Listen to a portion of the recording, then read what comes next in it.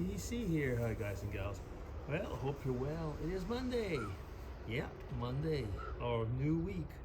And as usual, you know what I'm going to say. As usual on Monday, I do a few tags. And today will be no exception. Yes, there is one thing though. Jasmine is back. Great. And that means that I'll be starting with a Jasmine 5-question tag. Hi there, Jasmine. Great to know that you're back. And I hope actually this new internet connection works well. And I really enjoyed watching your last few tags, replies when you were with Marley. It was fun to see the interaction. Okay, yeah. So let's just start those 5 questions. Okay, how was your weekend? Kind of a mixed bag. I did vlog on Sunday that that my mother-in-law has passed away. So that means that, of course, it was not maybe the happiest of weekends, but we still had the family over. We had the grandkids. I made a rabbit stew. Yeah, it was pretty good. I combined 3 recipes and made a rabbit stew in the Instant Pot. It was really, really good.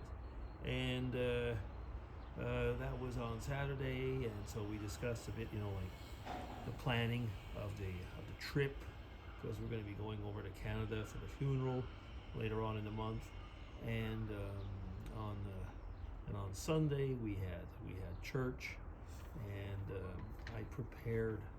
I've been preparing all week actually a video for pictures and a video for the funeral at the funeral home. So I finished that off, and I think it was pretty good. Actually, quite emotional, but yeah. So I mean, overall, like I say, a mixed bag, but it was nevertheless a good weekend. Okay. Question 2. What is the craziest bet you ever made? I don't bet, so I don't have any crazy bets. What could I consider would be a bet? Maybe the craziest thing I've done was to wager some money in a slot machine in Vegas. I wanted to try one of those things. They're not called one-armed bandits for nothing. I never lost money so quickly, unless I'd have thrown it immediately in the bin. Yeah, so I guess that's the closest it's going to get to me having a bet. I really don't make bets. I have the impression if I made them, I'd lose them. Okay, question 3. Have you ever counted your footsteps while walking?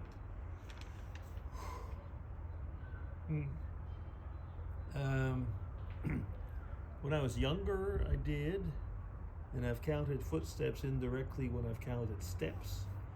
So like when you walking up a very, very long set of stairs, for example, in the cathedral in town and stuff like that. So then I would actually count my steps, and at the same time would be the number of steps in the stairs. It's not something I do these days. I will regularly count the distance that I walk, but that actually is my watch is doing it, so doesn't count. So yeah, not very much. I mean, since I'm a kid, I haven't really done it, except for the exceptions that I just told you. Okay, so we're up to question 4. I'm going to be going right through these things like mad this week. What would you do? Question 4. What would you do if you had $1 million in your bank? We've touched on this before in other vlogs, and sadly, $1 million is actually not that much anymore. I know it sounds like a lot, and it is a lot, but it's not what it used to be. It ain't what it used to be. I would certainly finish off paying the house. Some people ask me, your house isn't paid off, and I answer back, that's not the way it's done in Switzerland. You kind of never finish paying off your house over here. It's just the way it's a different system. I'd probably do that, and then keep some money for. I was going to say keep some money for the family in that respect. I'd certainly try and invest it so that I'd have, a return. But with interest being so low, you would not get that. I mean, over $1 million. I remember once we made a calculation when I was working, and we were saying to have a decent. I mean, that's more than decent, but let's say middle class wage, just off of interest these days, you would need more than 1 million. You need probably you need more than 1 million. But I would certainly be very happy to have that million. But like I say, in today's day and age, and especially in Switzerland, $1 million is really it's not nothing, but it's not as much as people think it is. In today's world, it doesn't mean much to say, "Oh, he's a millionaire." We're not talking about Jed Clampett here. North Americans will know who I mean. Old Jed's a millionaire was a big thing in those days. Today it'd have to be old Jed's a billionaire to kind of mean something, I guess.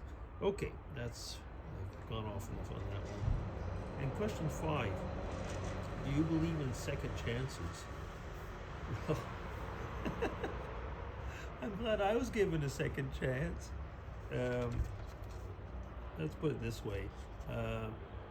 As far as my spiritual life is concerned, I'm very glad I was given second, third, fourth, fifths, and more chances.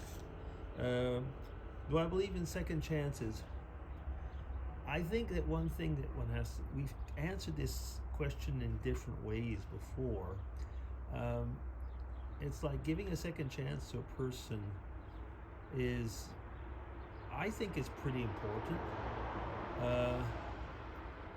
But that doesn't mean, that you have to be naive and stupid, So the answer is yes, I believe in second chances, but with my eyes fully open. Yeah, kind of that way, I guess.